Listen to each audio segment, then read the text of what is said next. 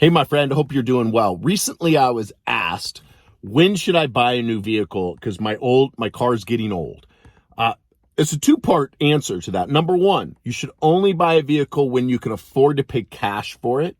Number two, I think you should only buy a new vehicle when you are 100% debt-free, as in consumer debt. No credit card, no personal loans, no student loans. You need to drive that car until the wheels fall off or until you get out of debt. And you should only purchase a vehicle that you can afford to pay cash for. But always finance it through the dealership, because you'll get a much better deal when you finance it, because they get commissions and bonuses from the banks that you finance with or from General Motors or so on and so forth. So they actually get some back-end credits and commissions. So always finance, never pay more than what you can afford to pay cash for. Drive that other car until the wheels fall off. Make it $1 million day.